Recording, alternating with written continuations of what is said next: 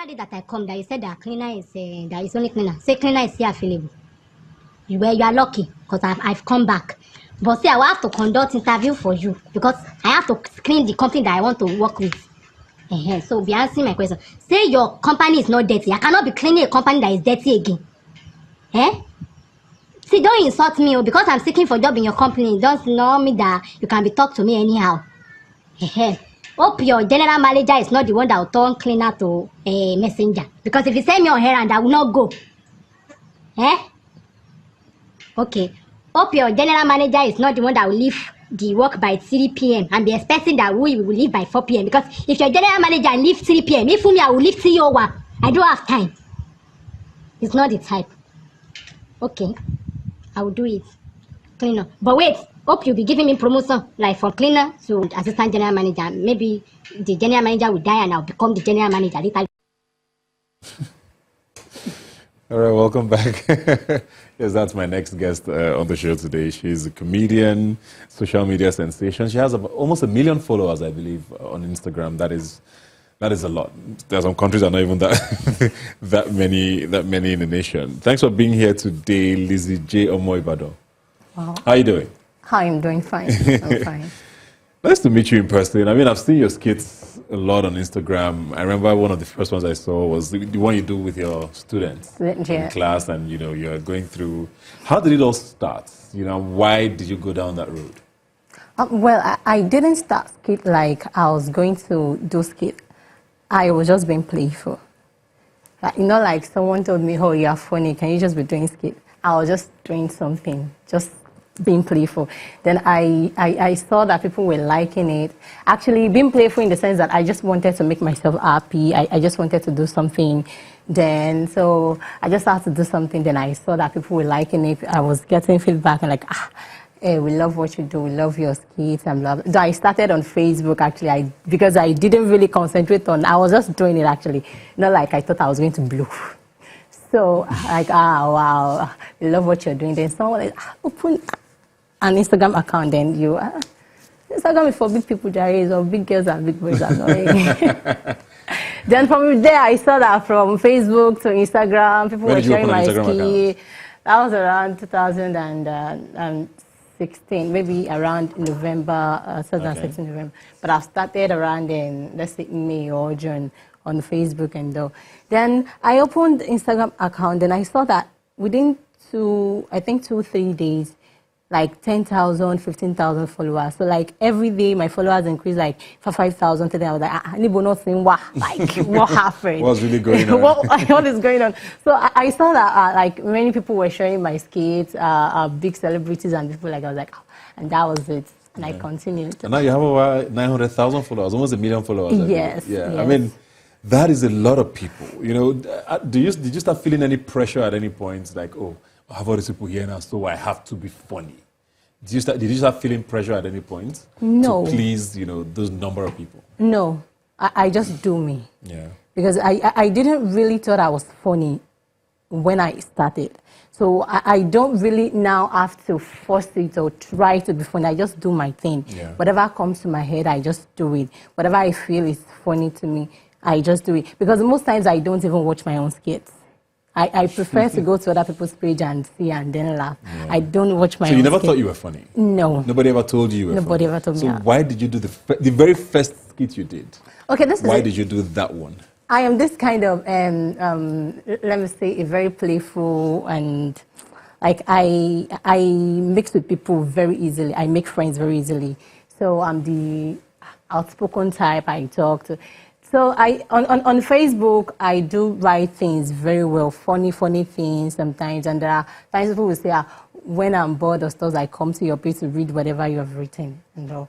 So one day, this thought came to me, and there was no way I was going to put it down into writing.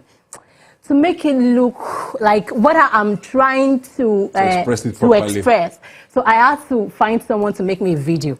Mm-hmm. And then I uploaded that video then. Mm-hmm. And then, to my surprise, my first video on Facebook, within 24 hours, I had like 5,000 views. Like, 5,000 was a whole lot for me. They're like, really? So that was it, and I started. And because then, too, I had some kind of issues with school and all, I had to at a point pause to pursue some things and all. So then I just had to do something. So that was just, really like, so it was like me trying to make myself happy, and then I thought I was making others happy also. Let's continue. You talked about school now, because you're still a student, right? You're still in school. Yes. What are you studying, first of all? Microbiology. In what school? Polytechnic Ibadan. Okay. So how does that work with all of this? Because you have a lot of content that you constantly put out. Where do you find the time to do it? And also how are you coping with, because I'm sure you're very famous in school now, actually. Yes, actually. So it's not easy, but because it's my choice, it's what I want, so I just have to keep doing it. Sometimes I don't have time for to make skit, maybe during exams and all. I just have to know that, okay, this week, the next 2-3 weeks is for my exam. Any advert or whatever skit that I have to do, I have to put it on pending until I am done with exam. And sometimes I just have to know that, see, whatever you are doing in school, I just have to make time for my career also. Let me just go and do this. School used to wait for a week. I'll come back to you. So I just have to, I'm just trying to, it's not been easy actually, frustrations, pressures and all. But I'm just doing it because that's what I want. You said you were going through some things in school at the time. Things. What exactly was it that you were going through? Well, then from onset, what I actually wanted to do was I wanted to be a medical doctor. Okay. So, like I wrote jam many times, and jam would jam me, and even when I passed jam, the school will still jam me. I haven't heard that in a while. Sorry, jam will jam you. So even when I passed jam, the school will still not pick me. They said, we don't want you. I said, don't worry, I'll come back next year.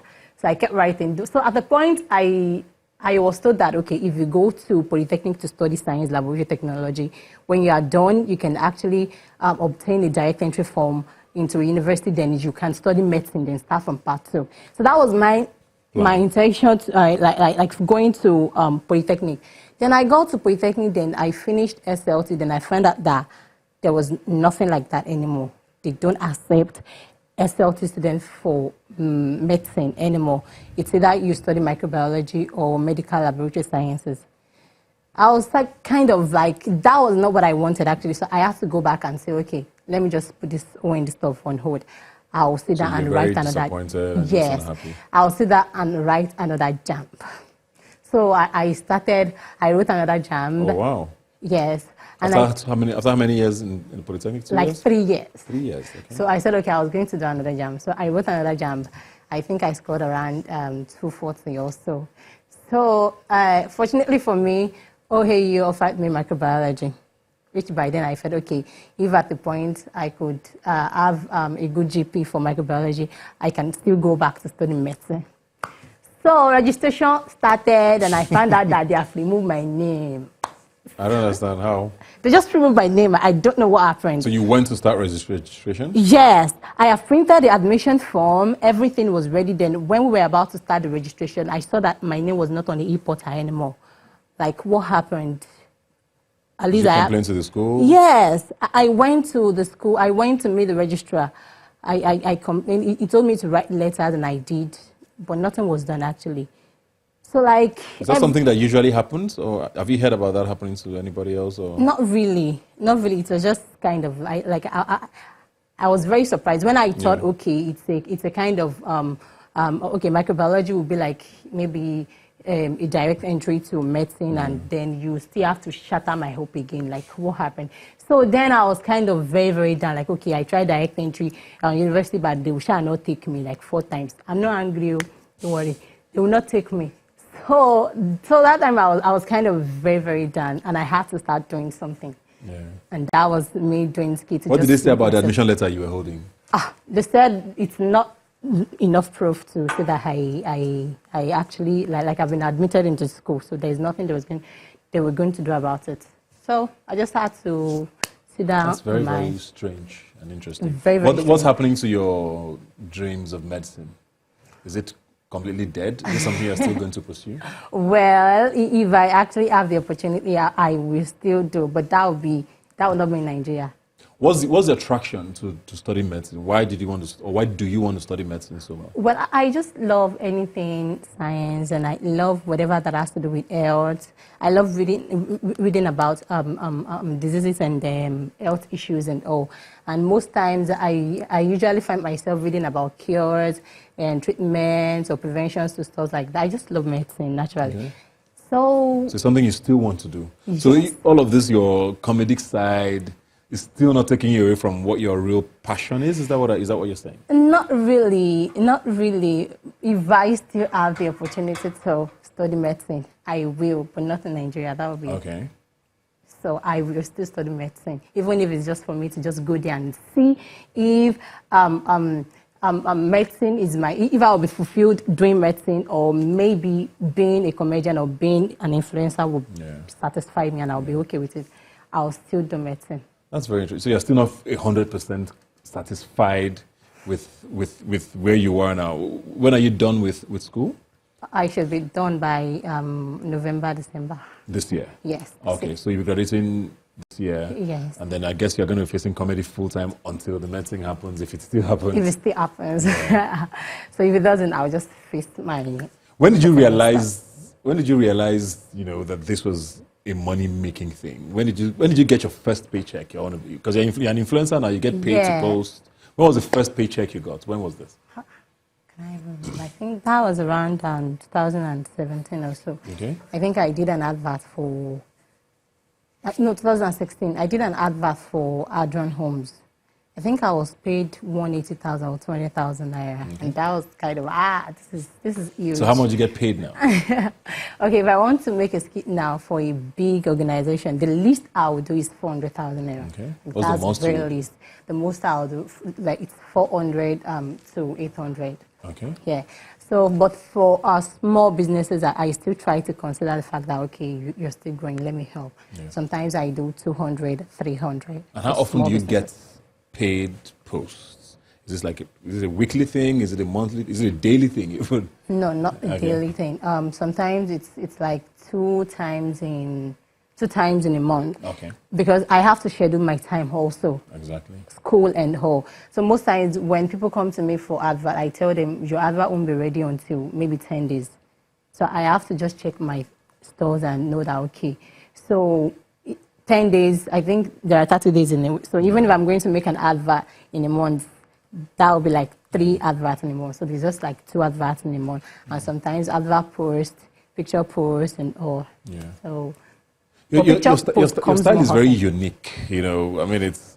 do you ever worry, though, because you speak a lot in Yoruba, for example, do you ever worry that maybe a lot of your fans who don't understand you, do you ever worry that you might be alienating some people because they don't understand, some of your skits? Are they maybe like, okay, maybe I should do more pidgin or more English? I'm not saying you should do, but just is this something you think about sometimes? No, not really. Because Yoruba is yourself. So yes. That's the most important. Yes, not really. Though sometimes I try to subtitle my skits so that people would be able to get along. Yeah. You understand? But I don't really get pressure to do something. Me, I just think it's better to do what I find where I find myself funny, what people find funny about me. Though these days I'm trying some English skits and all, but it's not really not until when I pictured a kind of English scenario and English, that was when I started it. But not because I was pressured to do it or because I was thinking I would be, no, not really. But I just do things as they come. And you draw on tribal marks, I believe, right? Yes. Okay, they're not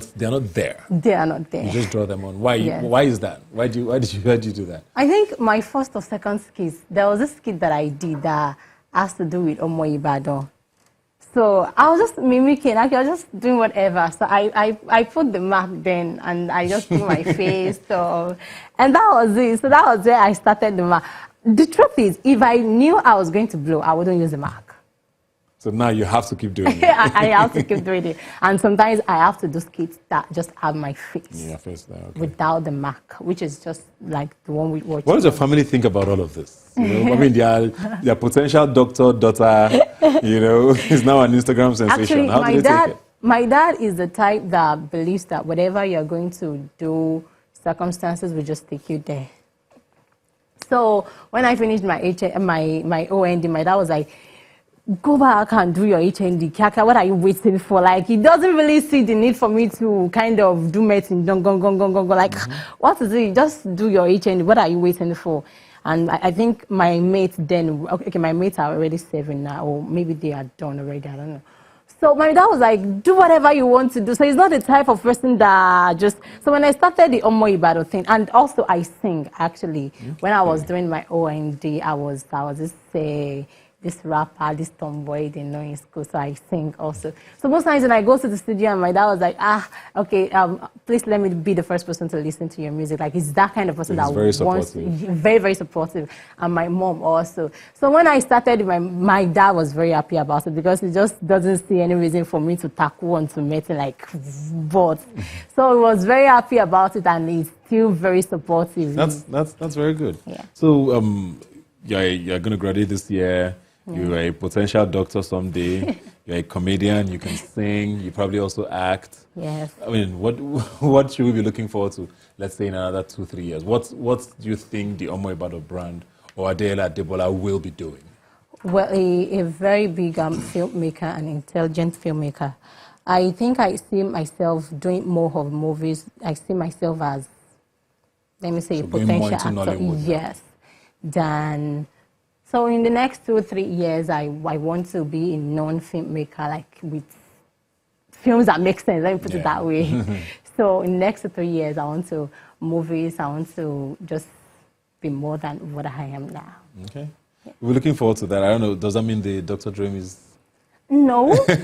No. Because I find that very fascinating that you're still, holding on to that. So I mean, I don't think it's something you should let go if it's still a part of your, of what you think would make you completely fulfilled. Yeah. It's something you're hoping to do, right? But you said not here.